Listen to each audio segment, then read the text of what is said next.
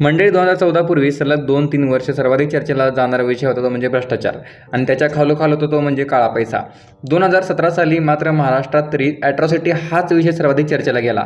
कारण होतं अर्थातच मराठा मूक मोर्चा. त्यानंतर आरक्षणाच्या मागणीभोवती चर्चा फिरत राहिल्या, परंतु ह्या मोर्चाची सुरुवात झाली ती म्हणजे ॲट्रॉसिटी कायद्यामध्ये बदल करण्याच्या मागणीनं. मंडळी, ॲट्रॉसिटी म्हणजे काय आणि ॲट्रॉसिटीचा कायदा नेमका काय आहे याबद्दल अनेकांना माहिती नाही आहे. आपल्याकडील मागासवर्गीय बांधवांवर होत असलेल्या अत्याचारापासून रक्षण करण्यासाठी ज्या काही ठोस पावलांची अंमलबजावणी झाली त्यातील प्रमुख असलेल्या ॲट्रॉसिटी कायद्याबद्दल आपल्याला फारशी माहिती नाही आहे आणि त्यामुळे नेमकं प्रकरण काय आहे हे फारसं कोणाला कळत नव्हतं. मनात प्रश्न निर्माण होत होते आणि आज या सर्व प्रश्नांची उत्तर आपण जाणून घेणार आहोत आजच्या या व्हिडिओच्या माध्यमातून. मंडळी, ॲट्रॉसिटी बद्दल तुमच्या मनात थैमान घालत असलेल्या असंख्य प्रश्नांचं वादळ शमवण्यासाठी ही माहिती तुमच्यासोबत आणि हा स्पेशल रिपोर्ट ॲट्रॉसिटी कायद्यासाठी काउंटडाऊन संकेतवरती. मंडळी नमस्कार, तुम्हा सर्वांचं स्वागत आहे काउंटडाऊन संकेतच्या अजून एका माहितीपूर्ण व्हिडिओसोबत. आजच्या व्हिडिओच्या माध्यमातून ॲट्रॉसिटीबद्दल आपण सर्व माहिती जाणून घेणार आहोत आजच्या व्हिडिओमध्ये. चला आजच्या व्हिडिओला सुरू करूया.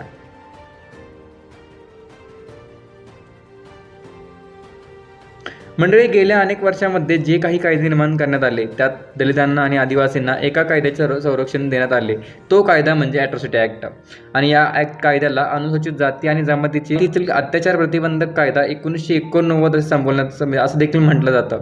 आणि मंडळी, या कायद्याचा निकष काय आहे तर फक्त जातीवाचक बोललं म्हणजे ॲट्रॉसिटी लागते असा समज आपल्या सर्वांना आहे. पण याच्या पुढील वेगवेगळ्या 21 मुद्द्यांवर हे कलम लागू होते आणि त्या कलम कोणते आहेत आपण हे पण जाणून घेऊया. मंडळी, कोणत्याही अनुसूचित जाती जमातीमधील व्यक्तीला कलम 3(1) नुसार योग्य किंवा अयोग्य पदार्थ खाण्यापिण्याची सक्ती करण्याने हा कलम लागू होतो. नंतर येतं ते म्हणजे कलम 3(1)(2) यामध्ये इजा, अपमान करणे आणि त्रास देणे. त्यानंतर कलम 3(1) नग्नधिंड काढणे किंवा मानवी प्रतिष्ठा करणे. कलम 3(1)(4) जमिनीचा गैरप्रकारे उपभोग करणे. कलम 3(1)(5) मालकीच्या जमिनी आणि जागा पाणी वापरात अडथळा निर्माण करणे. कलम 3(1)(6) बिगारीची कामे करण्यास सक्ती किंवा भाग पाडणं. कलम 3(1)(7) नुसार मतदान करण्यास भाग पाडणे किंवा धाक दाखवणे. 3(1)(8) नुसार खोटी केस, खोटी फौजदारी करणे. 3(1)(9) नुसार लोकसेवकास खोटी माहिती पुरवणे. 3(1)(10) नुसार सार्वजनिक ठिकाणी अपमान करणे. 3(1)(11) नुसार महिलांचे विनयभंग करणे. 3(1)(12) नुसार महिलेचे लैंगिक छळ करणं. 3(1)(13) नुसार पिण्याचे पाणी दूषित करणे किंवा त्याच्यामध्ये घाण म्हणजे मिश्रण करणे. 3(1)(14) नुसार सार्वजनिक ठिकाणी प्रवेश नाकारे.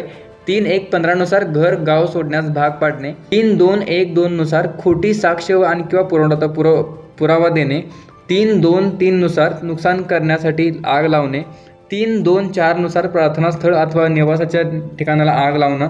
3(1)(5) नुसार IPC ॲक्ट नुसार 10 वर्ष दंडाची खोटी केस करणे. 3(2)(6) नुसार पुरावा नाहीसा करणं आणि 3(2)(7) नुसार लोकसेवकाने कोणताही अपराध करणे.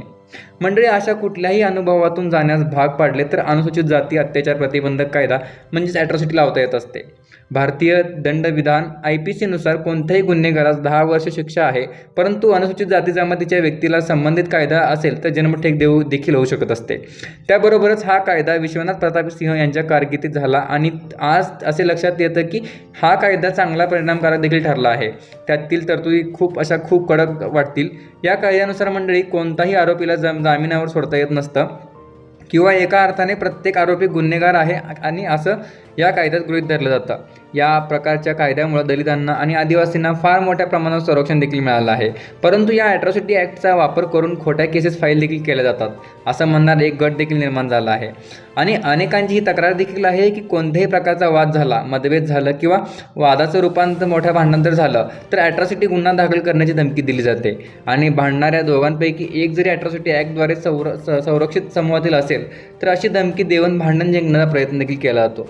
दुसऱ्या पक्षानं कोणतीही जातीय टिप्पणी अथवा हेटाळणी जरी करणारं वक्तव्य केलं जरी नसेल तरी त्याच्यावर केवळ फिर्यादीने ॲट्रॉसिटी ॲक्ट अंतर्गत तक्रार देखील केली तर लगेच अटक होते. मंडळी, ह्याच कारणामुळे वाद पेटला होता. पण या गटाला प्रत्युत्तर देणाऱ्या गटाचे म्हणणे आहे की कायदा कायम राहिला म्हणून दलितांवरील अत्याचार थांबले नाहीत. ॲट्रॉसिटी कायद्याचा गैरवापर हा चिंतेचा मुद्दा आहे, पण सर्वच कायद्यांचा गैरवापर होता आला आहे. मग सगळेच कायदे रद्द करणार का, असा देखील प्रश्न निर्माण होतो. त्याबरोबरच ॲट्रॉसिटी ॲक्टमध्ये बदल केले गेले तर दलितांवरील अत्याचार अजून वाढतील, अशी भीती या गटाकडून व्यक्त देखील केली जाते. तर असा आहे म्हणजे ॲट्रॉसिटी कायदा आणि त्यावरून पडलेल्या 2 गटांचा वाद. तुम्हाला तुमचं मत या कायद्याबद्दलचं तुम्ही आम्हाला कमेंट करून नक्की कळवा. तुम्हाला काय वाटतं, कायदा रद्द झाला पाहिजे की कायम राहिला पाहिजे, हे देखील तुम्ही तुमचं मत आम्हाला कमेंटमध्ये नक्की कळवा.